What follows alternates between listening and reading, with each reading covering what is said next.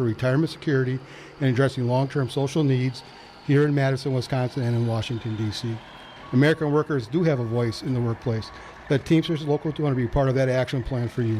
For more information, please visit us on Facebook at Teamsters Local 200 or visit our website at www.teamsterslocal200.com or give us a call at 414-771-6363. Teamsterslocal200.com or 414-771-6363.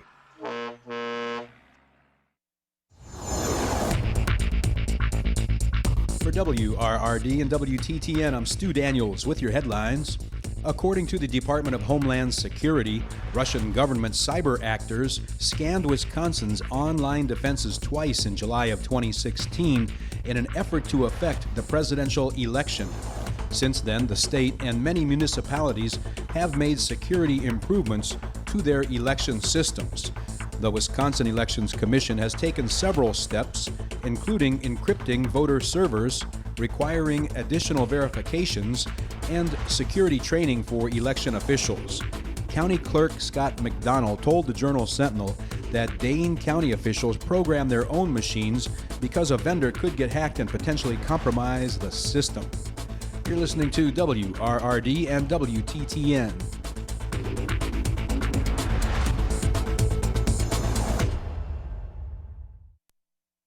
Warning, you are about to listen to the greatest radio show ever.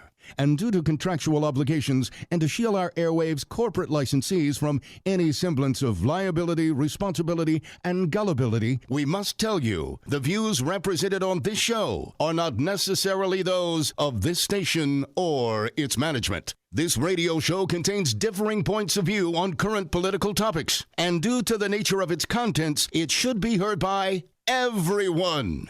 Thank you for listening. 3, 2, 1. Now live from the heart of liberal Wisconsin, where the political party is just beginning, welcome to the Devil's Advocate Show. Best friends proving it's never personal, only politics. Please allow me to introduce myself. Now here are your hosts, Dom and Crute. Welcome back to the Devil's Advocates Radio Show. Dominic, we are sliding into the Thursday happy hour, and I'm calling it audible, man. I've rescheduled the whole hour over the last 5 minutes, and you're going to be so excited I did, because we're going to welcome a good friend right now. He is Lenny Mattioli from Crazy Lenny's e-bikes, and we're going to have Congressman Mark Pocan at the bottom of the hour. But Lenny, welcome back to the Broadcast Bunker 2.0. My favorite e-bike salesman, Lenny Mattioli. Well, I'm probably your only e-bike salesman. Hey, Lenny. Well, that's just because we have an exclusive relationship like that, Lenny. I went and visited a few stores this week in the neighborhood, and I went to 3, and I have more bikes in one row than all 3 had all together. Wow. E-bikes. Now, Lenny, not to brag, but I challenge you to brag about this. You've grown into something of a national e-bike distribution hub, sir. Yeah, we have. I mean, it doesn't really mean anything to a potential customer, but in fact, we sell more battery-assisted bikes as a storefront. I don't know about Amazon or something like that, but as a storefront than any store in the United States, and not by some close percentage, by almost 33% more. Wow, Lenny, that's awesome. Yeah. Well, congratulations to you and your I team. love it. My bank loves it. It's great. Right.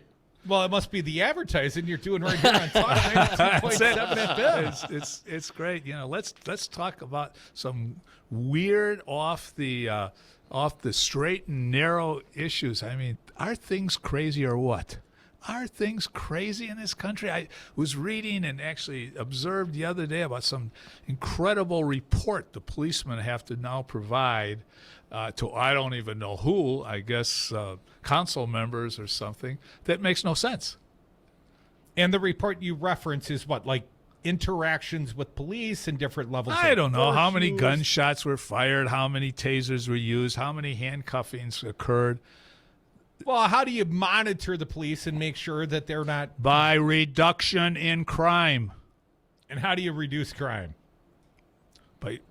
by having police officers do jobs that track down perpetrators, that are watching perpetrators, that are visible to perpetrators. Sure as hell, you don't reduce crime by filling out flowcharts, which then you got to pay somebody to coagulate or put together and enter them into a database. Then somebody's got to read the database and go, look at that. We handcuffed 4 more guys last month. Yeah, but you're a businessman. You can't do business without ever looking at your financials. Look at these sort of statistical reports as like your financials. But they're not my bring us financials. abreast Don't go there, Cruz. They're not my financials. Well, I don't look in your wallet.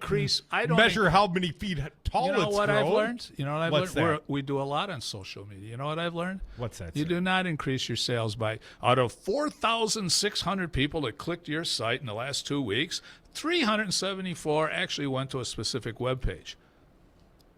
You know what I look at? How many bikes I sell this week compared to last week? Sure. That's but you're a businessman.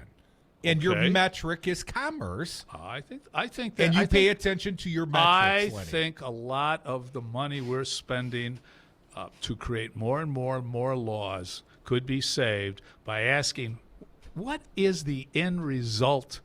What's the return to the taxpayer? It doesn't have to be in dollars. What's the return to the taxpayer and seeing the more visible police force in this example? But there's other things. There's just other things. I don't know how many people. Lenny, it seems like the whole world travels on Verona Road.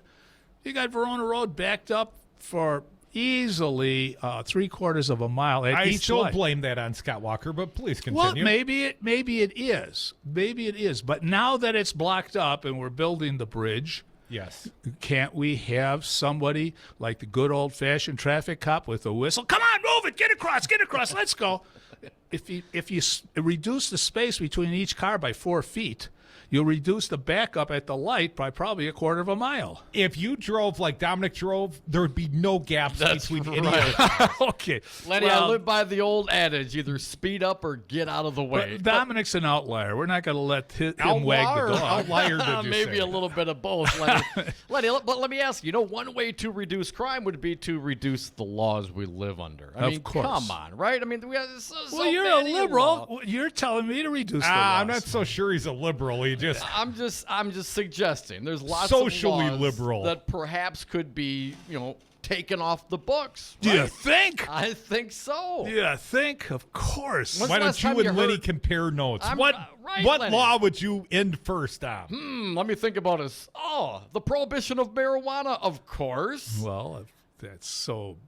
There's absolutely no reason that we're not reducing the consequences of marijuana use. None. Period. Decimal point. Dollar sign. I got to digress for just a moment, Lenny. Do you have an e-bike that can get me from Madison to the Illinois state line? I do. And I might need some I snow do. tires on that We- bad boy, but we- tell me about the We long-range just bike. got a Yamaha e-bike with a 100-mile range. Wow. So I could get down to Illinois to a dispensary Yes. and get all the way back. Yes. I need an e-bike like that. That's all you've got to do? Ride a bike 100 miles to buy marijuana? Come on. If necessary. There's so much more fun things to do. No, I know a weed guy that delivers, so it's not really a problem, but I didn't mean that. I bet he's got an e-bike, and he might have bought it at Lenny's. Folks, you're listening We take money from anyone. Folks, you're listening to the Devil's Advocates radio show. He's a fine entrepreneur like yourself, Lenny. We got a good friend, Lenny Mattioli. He's Lenny of Crazy Lenny's e-bike e-bikes. fame. And you can get a nice e-bike right around the corner here. We're in the broadcast bunker. Lenny's over on Odana Road at the Research Park. And I love the fact that you guys have a place to ride the e-bikes out there, Dom. Pardon me, Lenny, because you'd hate to be accused of breaking some sort of ordinance or laws out there riding them on the street. But it gives people a safe chance to ride the e-bikes and see if this particular e-bike could make it all the way to Illinois and back. It'd be fun to do. We could have, try to create something that would gather interest among people and have some person ride an e-bike from Illinois and back and say, yep, my name is so-and-so, and I rode the bike that far. I went there to see if I could get a discount on a 6-pack of Miller Lite. Lenny, I tell you what, after the first of the year, I'm going to see if I can get a discount on a 6-pack of indica and maybe some sativa on the side. You guys are so far past me. What is indica? That's the good weed. Oh, jeez. That's the good stuff. They grow up now. It's Well, all now hype. hey, Dominic. Yes. Get ready for a whole new set of laws on how weed should be rated.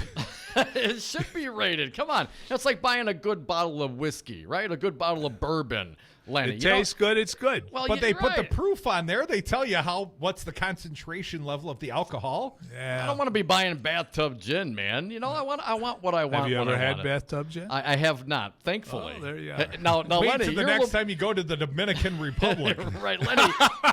You're a little bit older, Lenny. Have you had any bathtub gin?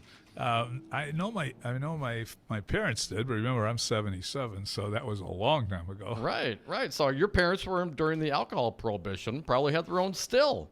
My As a grandparents matter did. of fact, they did. A you lot of kidding me? people No. You had a still in the family? In my book, which isn't completed yet, there is a few pages of when the still blew up. My mother carried her youngest daughter out of the house, went back into the burning house, carried out the other daughter. She had to be hospitalized. She was burned that poorly. geez. My father couldn't go home to help out because he would be arrested. Wow. That was a dilemma. Were the revenuers outside? No, the still just blew up. So you'd have to wait, I guess, a week or two for it to all calm down because everybody was drinking anyway.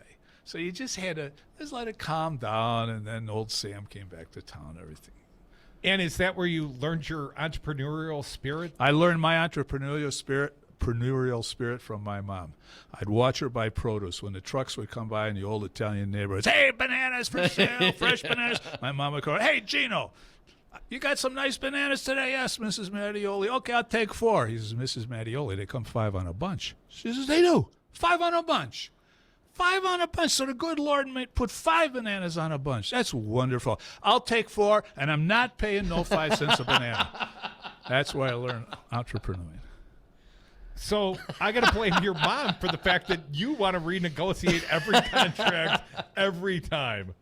You know that when I buy commercials on your I station. know that precisely because It's a form of entertainment for business people. You know, it was so much more fun to buy a car 5-6 years ago. You'd go in, you got this, you got that. You know, well, I'll tell you what, I'll take it in white, but I want another 1,000 off. Well, the guy goes on the car techs and car arts. And got to all that. ask the manager. So what the hell is all that? I don't. Do you ever do that to? What? I know you're a fair guy and you're always good to your clientele, but remember the old car guy days? And I gotta admit, my entree into the quote unquote business world, because I went to college to be like a play-by-play sports guy, and Matt LePay. Too bad you didn't stay with that. I've been waiting for Matt LePay to leave for like 25 years, and the man apparently pretty satisfied with his job. So I had to find a different job. Okay. I couldn't even get a real job. I had to go on a car lot. I went on one of the car lots that used to be on Odana Road. I walked in with a resume and a suit. They didn't even know what to do with me. And I learned how to sell cars the old-fashioned way, belly to belly. Sure. It's a human transaction. And anyways, I think it was... Used car salesmen became a culture in of themselves. So look It at, look is, at Lenny. the entertaining movie, if not great. Cadillac Man, are you thinking? No, well, that one is right. I was thinking of the one about the bicycle riders. The U.S. the French bike team came, and the guy's father was a used car salesman, and the kid wanted to return a used Corvette, and the father's pushing it out the driveway. No, you can't return it. I can't think. I'm not familiar with that particular one, but do you Breaking Away. Oh, okay, The movie Breaking Away. Look at that, and you see the old. Is used that the car one where they salesman. do like the Hoosier 500 Yes. or whatever? Yes. Okay, I have seen that movie. Lenny, If I've seen it and liked it, it was about bikes, obviously. do you ever like make a deal like the old car guy style? Have you ever like negotiated on the back of a napkin and you send the guy back in and Like Have I ever Foxconn. negotiated on the back of a napkin? I'm just asking, Len. Is the Pope Catholic? For selling an e-bike. Of course I have. Let me figure this out. Well, Lenny- first of all, incidentally, the real fun of that is the sort of maze that consumers get into. For example, one of the things we do in sales training is people, you know what? I think I'll take one of those if you make me a really good deal. Okay, but how can I make a really good deal if the consumer doesn't know what a really good deal is? for example, the bike could sell for $2,000 and probably cost our store probably around $14,000. So if I were to say, all right, $1,600. Oh no, I don't. You could do better than that. And of course, that's a really good deal. So I say, well, you tell me what you think a really good deal would be for that bike, and you never saw more backpedaling in your life. Well, Just people say a have number. no idea, right? They have no idea. But that's my point. How can in politics, in retailing, in so many other things, how can you comment on what was really good versus what really wasn't good when you have no idea? It would be like the lady that went to, or it could have been a fellow, went to a baseball game, was really bored. Never been to a baseball game, was really bored. And finally, about the 8th inning, someone hit a home run out of the park. Ball left the ballpark. He said, oh, good, we can go home now. Really good game. Right.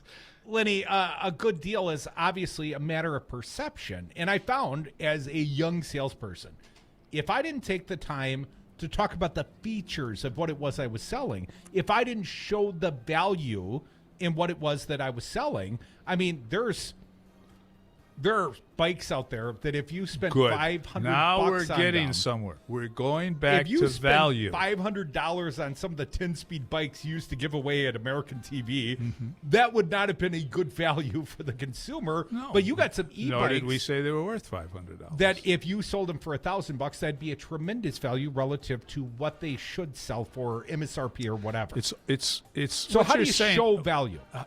Well, we supply, we have on sale in our showroom over 200 bikes. So you line up 3. You line up a Yamaha and an Easy Motion bike and other bikes, Focus bikes and Pedigo bikes, and you say this one sells for this, and it has this benefit, that benefit, and the other benefit. This one sells for this and has 2 more benefits, and this one sells for this. Which of these bikes do you really feel would be adequate for your use? They'll always go to the most expensive one, and I'll say, okay, write that one. If I can't afford that, then go to the least expensive one. So you got to kind of walk them through the logic. But you said about value. Now we're in politics. Let's go to value. Let's come back with Lenny Mattioli, our good friend Crazy Lenny's e-bikes. We'll talk all about value. It will be a great value for the listener. Come back with us. My feet are taped to the bicycle on this one. All I want is a refund. Refund? Refund? Are you crazy? Refund? Refund? Refund? Refund! Easy, Ray. Refund. Refund. Okay, I gotta go. I'm in the middle of a big bike race. Here in the Badger State, we have our own expressions. When we're looking to go on vacation, we state, well, let's go up north. Hello, this is Tom Bennett, president of Teamsters Local 200. Here in the Badger State, we also have another expression, union yes. The strength of the labor movement depends on elected officials here in Wisconsin and Washington, D.C. that support the values of working families that raise the standards for all. Give us a call at Teamsters Local 200 at 414-771-6363 or visit our website at www.teamsterslocal200.com or on Facebook at Teamsters Local 200. Be engaged. The second Democratic presidential debates will air live on WRRD 1510 AM and Talk 92.7 FM. July 30th and 31st, the Devil's Advocates will provide on-the-ground Detroit Rock City coverage 3 to 7 p.m. Central Time, and then live debate to air 7 to 9 with limited commercial interruptions thanks to the Teamsters Local 200. Dem's second presidential debate, Devil's Advocate style, July 30th and 31st, exclusively on WRRD 1510 AM and Talk 92.7 FM.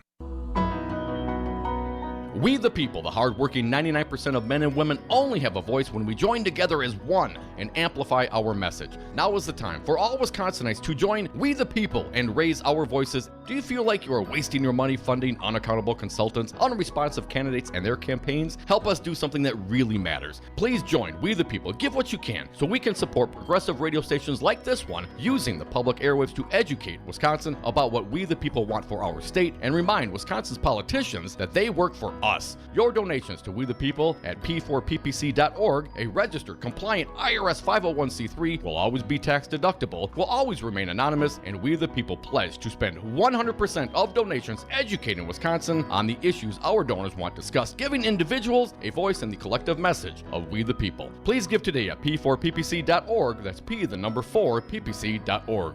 We the people need you.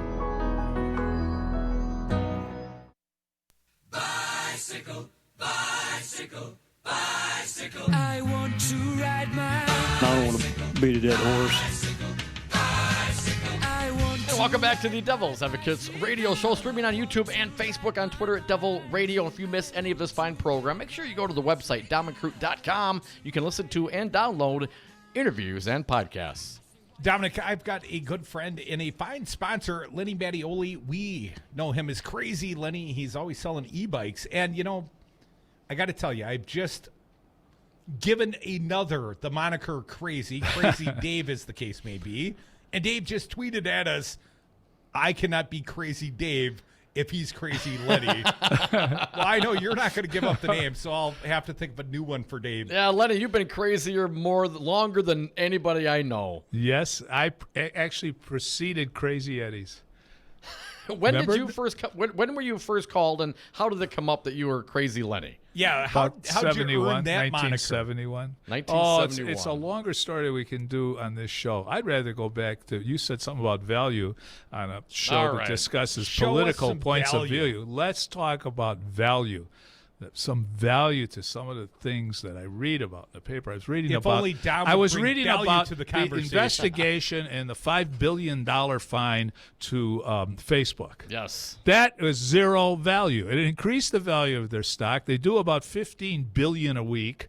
It's like a parking ticket. Right. That's why their stock went up. All it wasn't the money anything. that the FTC spent? Yes.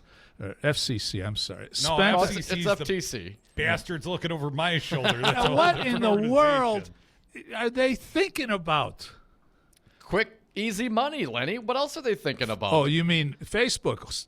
Well, Facebook ramped. They were excited. Of course, their stock went up, as you mentioned. Yeah. Because it was a nothing deal. It's still a lot of There money. was no value to the taxpayers' money that was spent to expose the things they do. You must be selling too many e-bikes if $5 billion is insignificant to you, my buddy. Not to me. Well, I it's said to Facebook. Right, as a percentage of their gross revenues for what they were doing and the was lack like of privacy. $5 billion for an ad.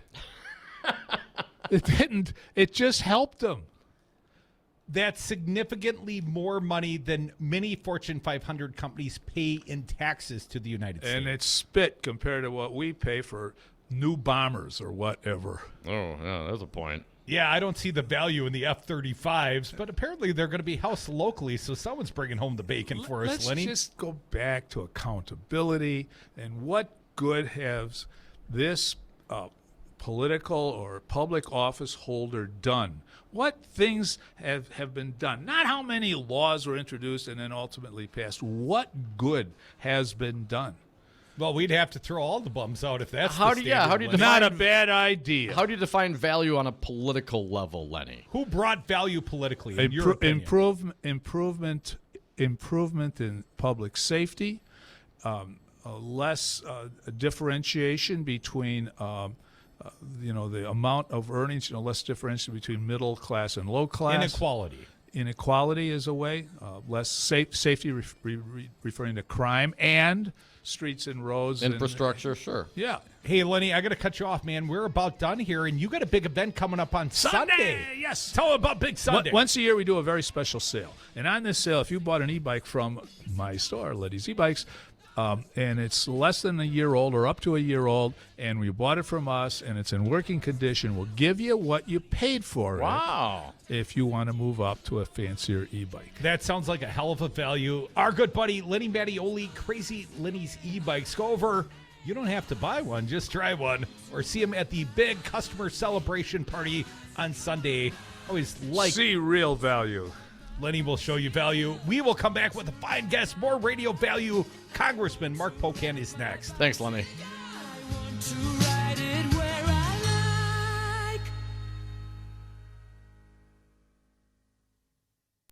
Transit worker local 998 knows that cuts to transit service are cuts to our community. I would get paid like $7.25 doing the same things I'm doing out here, and I'm getting paid $10. You know, I'm a disabled veteran, and, you know, this is my only way of getting around at this point. I got a car at the house, but my mama don't like driving all the time, or she got work and stuff, so I rely on the bus, you feel me? There is no other way. If the bus wasn't there, I would have to call somebody for a ride, and, I can't really afford to give people gas money for rides, and I don't have a vehicle, so these buses really help me out a lot. Transit Worker Local 998 also know who is responsible for these cuts, and so does the county. Milwaukee knows that Chris Abley is not on our side. Milwaukee has learned that pretty clearly, and he's not going to be protecting the poor of this city or the working class of this city, and we know that. Call Chris Abley at 414-278-4338 and tell him you support your community and Transit Workers Local 998. You are listening to WRRD 1510 AM, Waukesha, Milwaukee. Always streaming at newstalk1510am.com. Across Wisconsin, there are 81 right-wing talk radio stations spewing 235 hours a day of conservative ideology every day. And then there's me and my team, the most passionate and diverse radio lineup of political opinion leaders in this nation. We counter propaganda with facts 16 hours every weekday, but now we need your help. It is time to build Talk 1017 in Milwaukee, a 24/7 rapid response platform for Dems, progressives, and reasonable others. A brand new FM signal covering 1.8 million Wisconsinites. I own the license, but I need an accredited investment partner right now to help complete the vision. Call me at the station or email crude@talk927fm.com. That's crude@talk927fm.com. Investments may be subject to an FEC 506C filing. Ability to build a stronger and better tomorrow begins today. Teamster Local 2. Visit us on Facebook or www.teamsterslocal200.com. Hi, I'm Kelly, and my family owns Madison Liquidators, a company with sustainability as our business model. We are excited to announce that we are moving into a bigger, nicer location, allowing us to serve you better with expanded inventories of both new and used office furniture.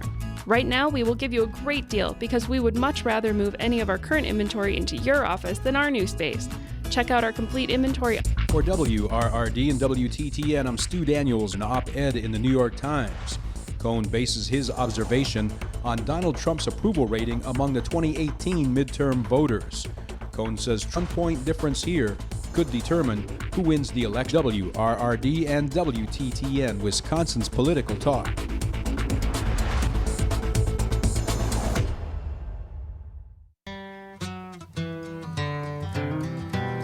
%60 of the time, they're right every time. Dom and Krutz are the Devil's Advocates. Welcome back to the Devil's Advocates Radio Show. Want to say thank you to our most recent guest, a youthful Lenny Mattioli, crazy Lenny Mattioli. Congressman Mark Pocan, another fine friend, and my congressman joins us right now from D.C. live via phone. Mark, welcome back to the Devil's Advocates. Hello, hey guys, sorry about that. No problem. During the break. Hey, Mark. You missed. I had a really pithy quote. I told all kinds of inside information, but well, we missed it, so we're not bringing our audience fair radio value. But Mark, we spent the entirety of yesterday commercial-free for about 7 hours bringing Mueller testimony to the Milwaukee and Madison audiences. Mark, what was your impression of Mueller's testimony? Yeah, I'll tell you, I know there's been a lot of people who've panned it because, obviously it wasn't what you'd call gripping TV or radio, the way he answered questions. I was in a hearing about, the homestead facility and, detention of children, and I was following it via Twitter. And I got to tell you, on Twitter, I saw the answers to his questions that popped up. It was really good because he gave some great answers. Yes, the president said he should have been fired by Don McGahn. And yes, the president wasn't exonerated. And yes, he went through all the different points that were really important. And I saw that via Twitter. But apparently if you watched it for 7 hours or listened to it, it may not have been as stimulating. But I think it really drove home everything that we've been reading in the report to see it very clearly laid out. There's no confusion what Mr. Mueller intended with the report. It is exactly what it is. And to me, that's a very damning report for the president. Well, Mark, it wasn't perhaps the performance art that we would have liked to have seen. Mueller, not much of an actor, not much of a leading man, if you will, at least not in yesterday's testimony. But I got to ask, did he have any effect or impact on the caucus? My understanding, Nancy Pelosi and the entire Democratic House caucus met yesterday. Mark, can you share any of what was decided or discussed? Well, I was there, and to be perfectly honest, it wasn't like a discussion. We kind of talked about what the highlights of both of the hearings were, as several members since have come out for impeachment inquiry since the hearing. But, I think what the leader has said publicly, which is what she said to us there, is that, if this is ever going to go to impeachment, you have to make sure the Senate just can't exonerate him because that's what he'll take credit for. So she still is in the line that we have to have something that it makes it so the Senate, can't get away with that. But I think it was a missed opportunity. I mean, to me, that was a pivot point that we should have officially launched an impeachment inquiry to make all these other witnesses have to come, because he did verify everything that we've read and we've been saying we read in that report. It's now verified by the person who wrote it, which means you have to get Don McGahn in, because if Mr. Mueller is saying that Don McGahn was told to fire him and Donald Trump says, no, he never told him that, I guess the only person who can really answer that at this point is Don McGahn. And if you can't get him there, you have to assume there's a reason why he's not coming and saying the president's innocent. So that was a missed opportunity. I think that's where we should have pivoted. And do you think we will see testimony from the former White House counsel, Don McGahn? Can he be compelled by subpoena with something short of an impeachment inquiry, or does it have no teeth? My understanding, original subpoenas came from committee. I've heard talk that it will come from the body of the House, and that might have more teeth. But, Mark, I don't think the administration is going to stop blocking McGahn unless the courts tell them they must. I'm with you. In fact, in the legal process, let's remember, I think it was a month or two ago, we finally had some resolution on a House case over Fast and Furious with Eric Holder. It took, I think, 7 years. So the legal process is not a fast process. And while some of the subpoenas and actions we're doing get you closer to getting witnesses to come, it's not at the kind of pace that I think any of us expect will be effective in getting those people to show up. Now, Mark, I saw it suggested by Malcolm Nance, who is touted as something of a Russia expert, that we need the House to do an impeachment inquiry, but it may not be necessary to turn it over to the Senate for a vote until after the 2020 election, until after the lame duck. Mark, could you see a strategy as such, something that allows the Democrats to have their public testimony, their public hearings, but doesn't give the president any sort of false partisan vindication with an exonerating vote in the Senate? Well, and I think that's the very issue that the Speaker is afraid of, right? Because Mitch McConnell has proven to be nothing more than a tool for this White House. Every bill we send over gets shipped in a cardboard box to Kentucky and buried in someone's backyard. They're not going to get passed in the Senate. I mean, he's proven to be nothing but a partisan. And, I think that's the worry, is that if you actually had a real process and witnesses came out and pointed out the cases of obstruction the president did, that they would not care and not do anything. And I think that's the worst case scenario that Nancy Pelosi is worried about. Folks, you're listening to the Devil's Advocates radio show. Congressman Mark Pocan joins us on the phone. Congressman, the testimony that Mueller gave yesterday to the Intelligence Committee with Chairman Adam Schiff really struck me. And when you hear the affirmations from Mueller responding to the questions, and then you see the news today that the Senate Intelligence Committee released their report on election security and Russian interference, a bipartisan report, which is a little staggering. Apparently it's redacted. We've only seen little bits and pieces of it today, Mark.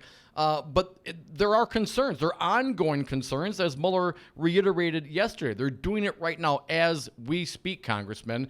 And this is very, very concerning to me, above and beyond, the administration, or at least the Trump campaign's participation in it. How are you right now on our election security? Are you confident? Do you think more needs to be done? Where do you stand, sir?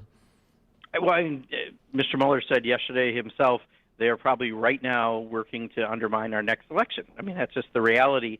We sent a bill. First we had H.R. 1, which is a big comprehensive election campaign finance and ethics reform bill, to the Senate.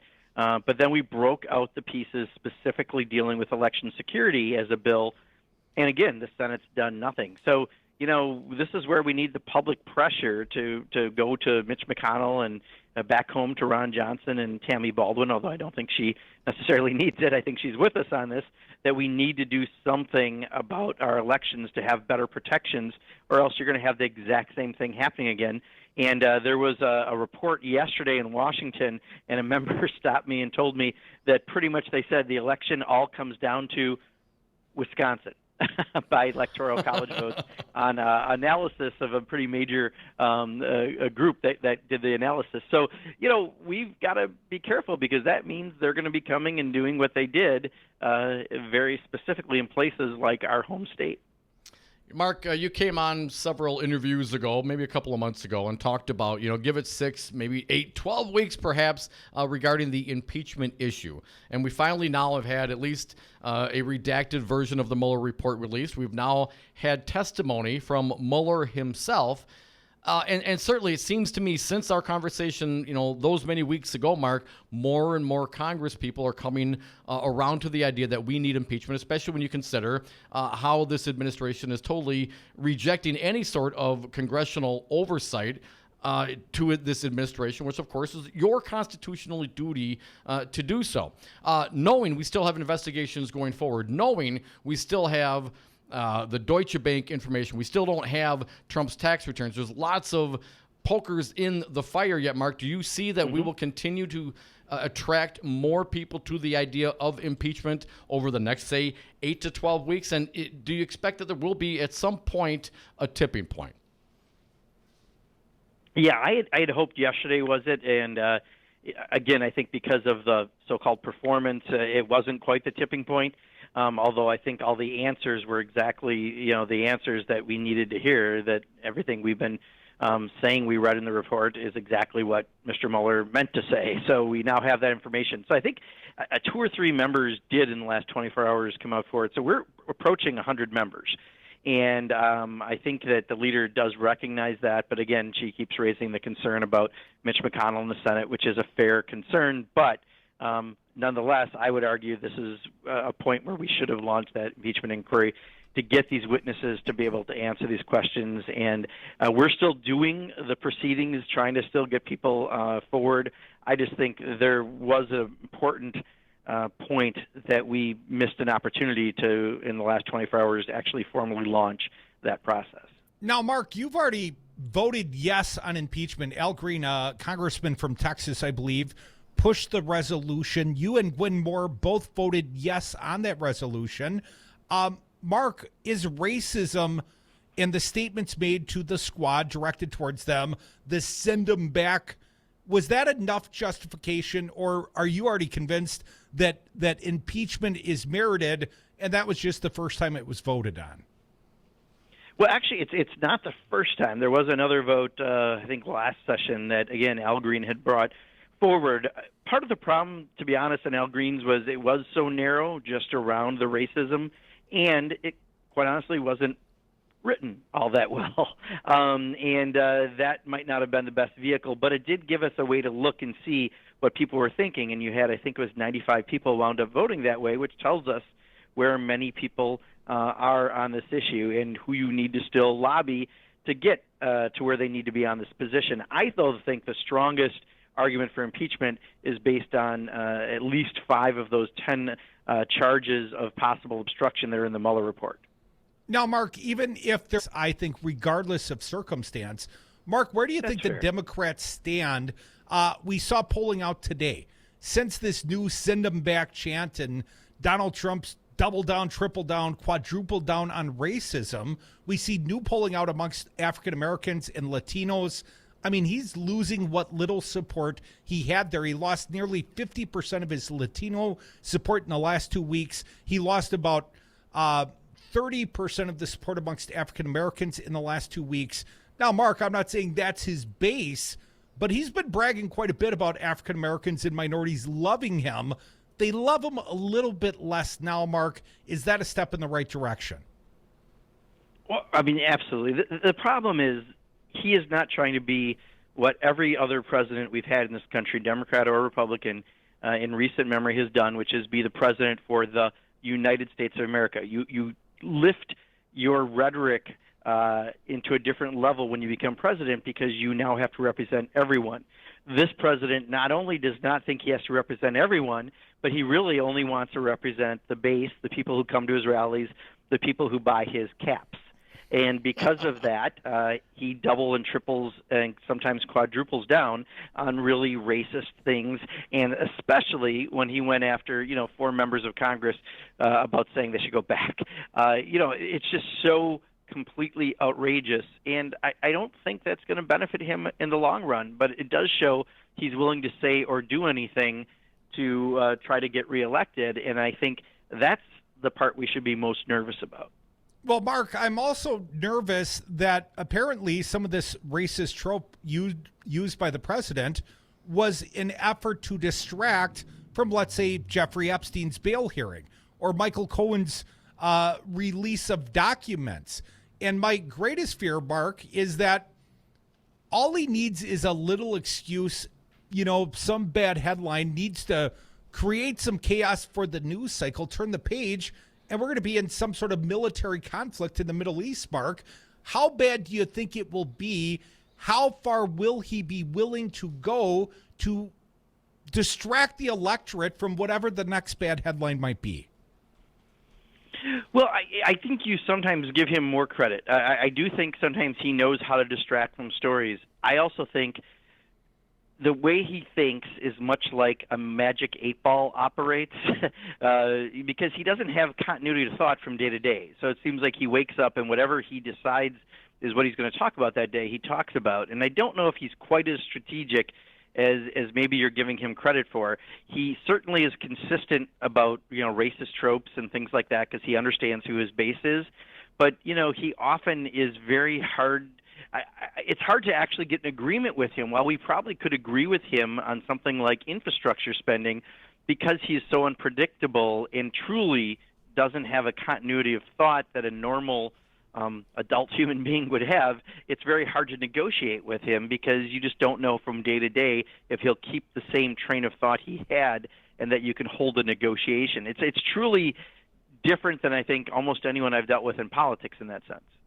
Mark, I gotta tell you, I was a little bit surprised that the House leadership, the Republicans and Democrats in both the House and Senate, came together with the White House, with this president, to apparently avert a budget crisis or a debt ceiling crisis, about a 2-year pushback. I do fear if a Democrat wins the White House, they got a ticking time bomb to welcome them. But Mark, why did this pass to your opinion, and did the Dems get enough? Yeah, well, first of all, I've never supported this debt ceiling vote because if you've appropriated the funds, that's writing the check for something you've decided to buy. Right. The debt ceiling is whether or not you're going to put it in the mailbox, right? But you've already said you're going to buy it. It doesn't make sense to have a second vote. It was something that Republicans have used just to muck up the process, and quite honestly, the Tea Party did that. So lifting that for 2 years, getting rid of the sequester level funding that was passed before I got to Congress, that would have had devastating cuts to programs that affect real people, both defense, but more importantly, non-defense, is now gone because of that. And we do have some additional funding for programs that are important, that have been starved a lot in recent years. So at the end of the day, that's what we looked at. It's a responsible thing to do. There's no reason to have a shutdown for something as ridiculous as the debt ceiling, and I think that's why there was very little debate and pretty wide support for it. But, Mark, I'm not sure that this presidency, that this administration has shown any inclination towards governance. And while I certainly don't want to see, the machinations of government come crashing down because we got a debt ceiling cliff, Mark, I wonder, are we making it too easy on the guy? Shouldn't he be forced to go through every roadblock between here and Election Day? Yeah, but the problem is he'll use it as an opportunity to shut government down, and every time he does, it has a devastating economic impact, both to the country and especially to people like federal employees and federal contractors and others that rely on having continuity. You hurt the stock market when you have a shutdown. You hurt a lot of things. And, just because we know he likes to do that for ratings isn't a good enough reason to allow it to happen. By lifting the debt ceiling, you take away one more thing that could have that negative effect. So really, at some point, it's like the adult thing we had to do. and there's no real reason to play politics with it. Mark, a lot of the Republicans, ironically enough, have cast by the wayside their fiscal conservatism. Right now that it's their guy in office, they don't give a damn about deficits. But I'm still a little concerned about it, Mark. And we're doing, fairly well as an economy overall. Lots of issues, not going to go there in the 2 minutes we have left, Mark. But given the GDP and the economy that we have, we're still running trillion-dollar deficits. When things turn around, because we're a cyclical economy, they will. We're going to really get hammered, and then we're going to have more government spending. Mark, I guess my question is, are you concerned about the size of the national debt and its impact for, our kids? Yeah, Dom, actually, I agree with you. That is something that we have to pay more attention to. I don't think we have to at every moment, because at times, you have to put more money into the economy, and you can't let that be a factor because the government can do good with it that needs to happen. But I would argue there's a reason why I voted against the National Defense Authorization Act, because we're going to put $733 billion into defense spending when the last year of the Obama administration, fiscal year 17, that level was $618 billion, an all-time high. We're added 20% in just a couple years, and we have to do something about that. So I agree, and I do think there are ways to do that, and that's one of them that I would point at. Mark, are you guys going to get anything done this summer? Summer recess coming. Will Nancy Pelosi cancel August? No, God, no. I mean, we've actually done a ton of bills. The problem is, like I said, someone's got to get a shovel and bury them out of whatever backyard in Kentucky that Mitch McConnell's put them.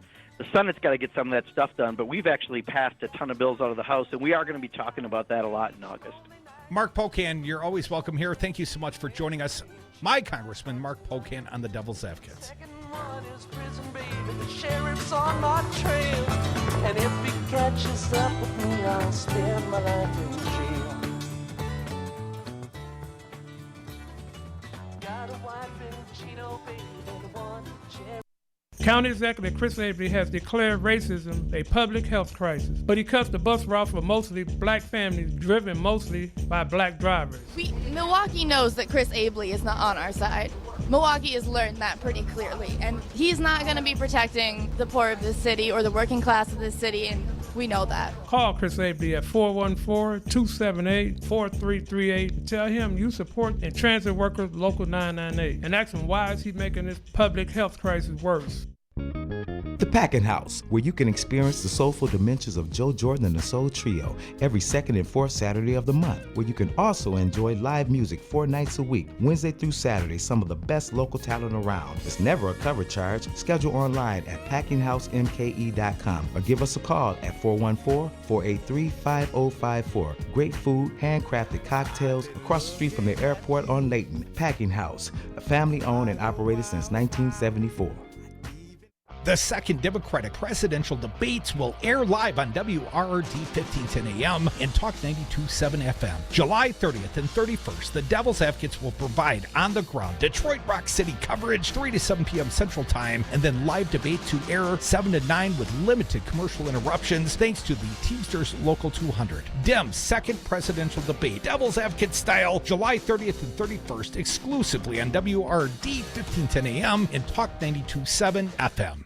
This is Dom from the Devil's Advocates. In the 7 years that Crudy and I have been doing the show, we have never had a more engaged, dialed in, and motivated audience, and we love them for it. Now is the time for you to reach the greatest audience ever. Call now, advertise with the Devil's Advocates and Real Resistance Radio. Market your products or services, get your message out, join the resistance.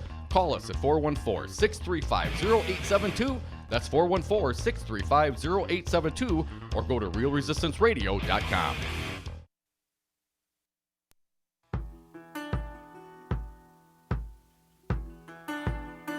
The Devil's Advocates, because freedom. And we are back. Thank you for listening to the Devil's Advocates radio show, last segment of the day. So if you got something to say, you better do it now. Otherwise, it's going to be on Friday. Want to thank our most recent guest, Congressman Mark Pocan. I'm sorry, I was distracted by Twitter. What? People are tweeting at me.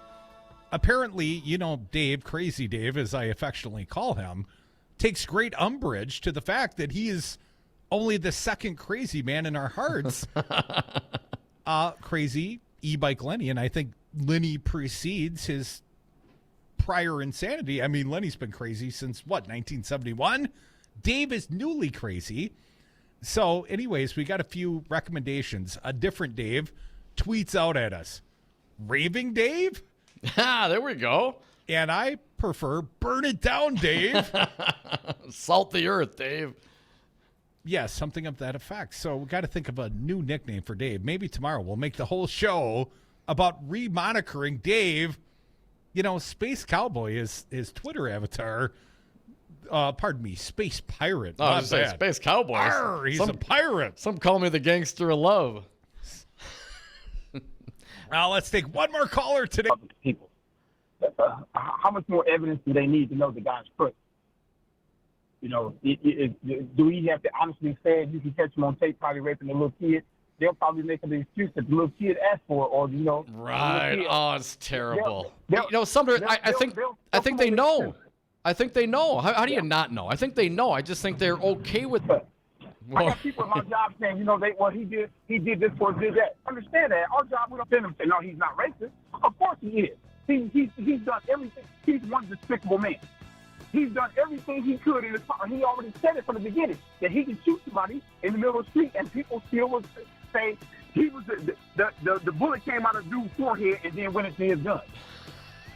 Sumner, really appreciate the call. As I like to say, not every Republican is racist, but every racist is a Republican. Thanks for the call, Sumner. Please do it again. We appreciate everyone listening today. Thank you to our fine guest, a sponsor, Lenny Mattioli, Crazy Lenny's e-bikes. You don't have to buy one. You just got to try one. And always a great friend, one of our favorite guests, Congressman Mark Pocan. Thank you so much for listening. Stick around. Maggie Dawn of the Resistance. She goes live next. You're not going to want to miss it. The Legal Eagle takes her crack at the Mueller report.